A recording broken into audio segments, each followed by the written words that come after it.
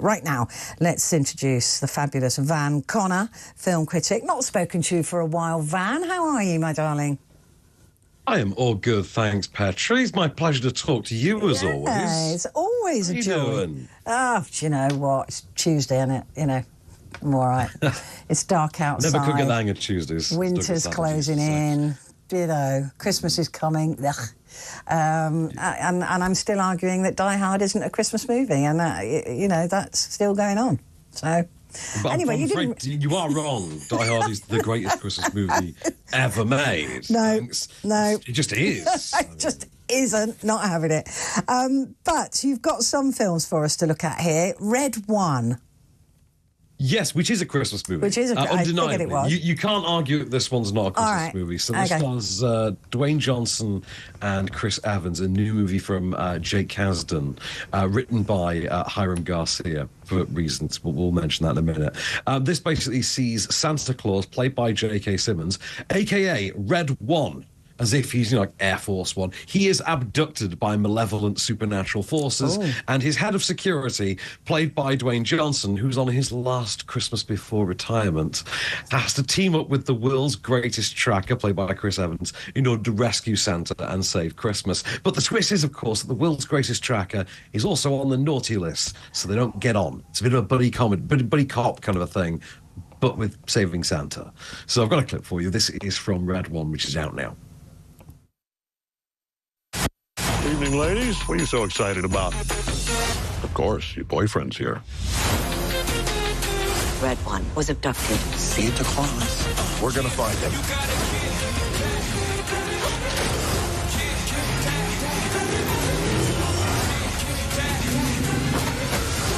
Let's save Christmas. Let's save Christmas.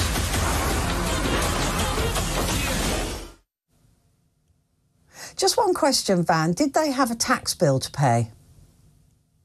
You know what? It would explain so much. But this costs so much money. This is like 250 mil they sank into this thing. Dwayne Johnson, the day they started filming it, took an Instagram shot. I remember it like it was yesterday. Took an Instagram shot on the day they started filming and put on the caption, launching our great new franchise, Red One. And we were all looking at it thinking, mate, just make a movie. Why is it a franchise? Oh, why is everything a franchise? Everything has to be, doesn't it? But weren't they just going to put it straight to Netflix?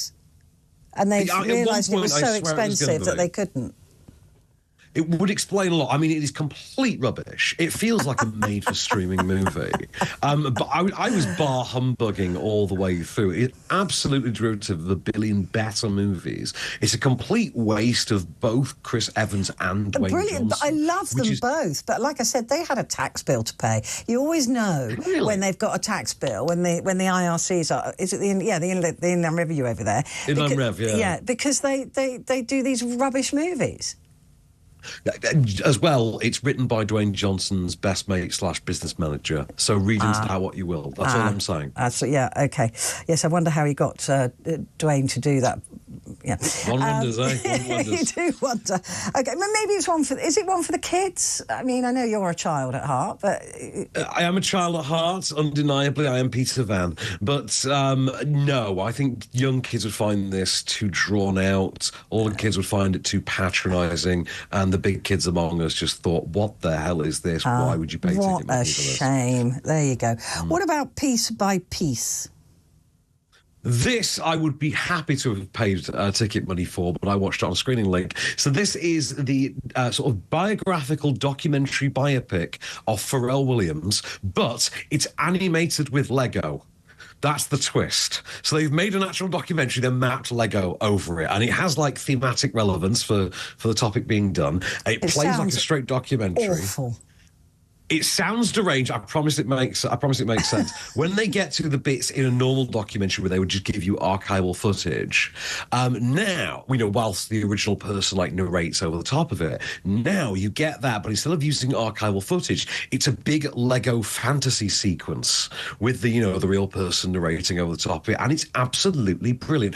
Have a look. This is called Piece by Piece. This is the Pharrell Williams Lego biopic.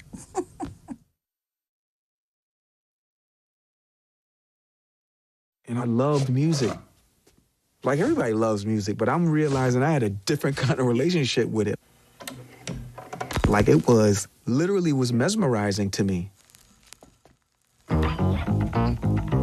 I didn't even know that I was mesmerized. I just thought that's what all black kids did. I thought we all just stared into the speaker like, whoa.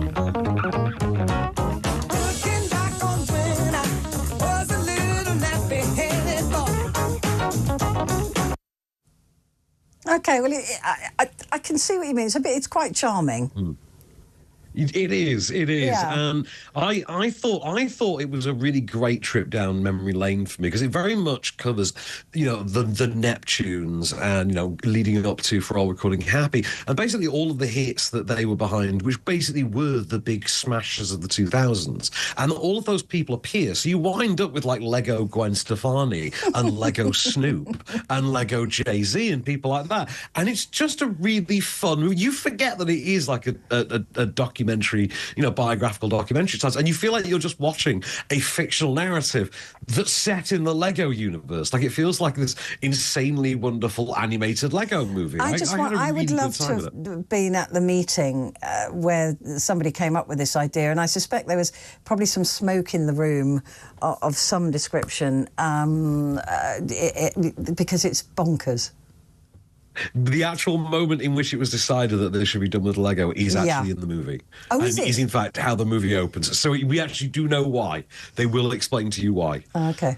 All right. Well, look, it looks charming. I'm not sure I'll be rushing to see it. Is that on cinemas as well, is it? That is in cinemas now. Perfect. This is my favourite story, I think, of probably this year. Another one. Yeah. This is the Wicked movie that's coming out, and the Barbie did a range of, is it Ariana Grande dolls? Ariana Grande and is it Cynthia Erivo? Yeah, I think dolls. they're the stars. So the Wicked dolls done by Barbie, but there was a problem with the packaging. Yes. So this is, I can see how this happened. Okay, so it's got the film's website on the box, right? It's meant to be for the movie's website, which is wickedmovie.com. They obviously have just put wicked.com. And I was amused by how many friends of mine immediately filled in the blank on that one. As soon as I said, oh, they just put wicked.com, immediately went, oh, that's the porn site. They knew I was it. like, it's funny. They all knew like that. I was kind of amazed. And yeah, nobody checked, and they've had to recall the dolls now because of this packaging error. It's nuts. I mean, that is just... But, I mean, I'm just talking to my team, and my vision mixer, Adam, he said that he thought that must be deliberate, that somebody's done that because they were hacked off with Mattel, maybe. It's highly possible, and do you know what? The stage show is shorter than part one of the two-part movie, so there are people out there with an extra grind. That's all. Are you not a fan of Wicked? I've not seen it yet. I'm looking forward to it. I'm seeing it next week. I love the stage show. I went to quite a few incarnations of it because I used to get invited to go and see when they changed cast and things like that. But I'm a fan of it. I really am, and I'm looking forward to the movie because I imagine that all of the stuff that you have to actually, imagine on the stage, you'll be able to see on the screen. So I think it will be fascinating how they change that around, what they do with it. And in the meanwhile, if you can't wait for that and you want to see people actually defying gravity, you can go to wicked.com, but not the one that's for the movie. Yeah. No, Wicked Movie. Stop it, Oh, Wicked Movie. Oh, sorry. Oh, I can't get those two mixed up at all. No.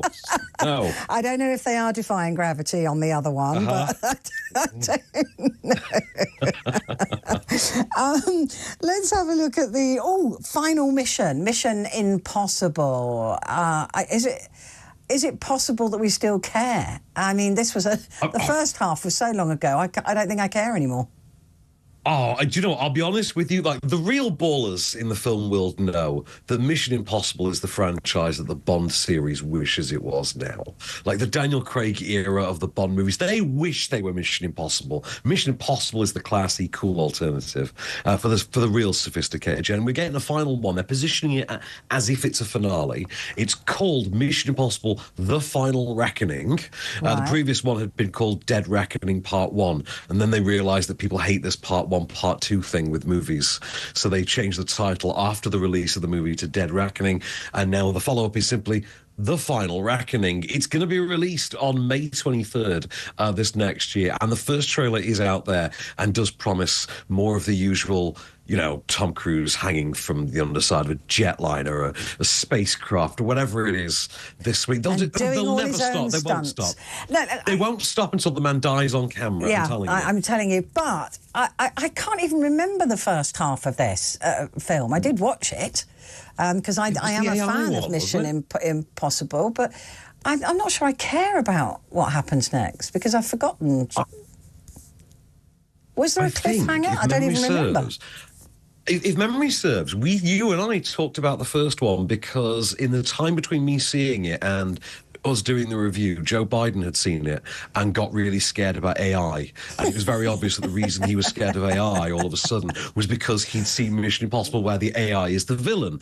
It had the cliffhanger where they found the key and they had to go off in search of the source code that was in the submarine under the ice. So they were going to take down the end. It's just more Mission Impossible. That's all I care about. The story is immaterial. Just give me Tom Cruise and the gang doing spy stuff. Yeah, that's more great characters. Simon Pegg, isn't it? His great. Well, no, after Shaun of the Dead, his greatest role is in Mission Impossible. I like him in Mission Impossible. I'm standing up for Spaced on Simon Pegg's. Are you? Greatest role every time. Spaced is an all-time banger. What about Paul?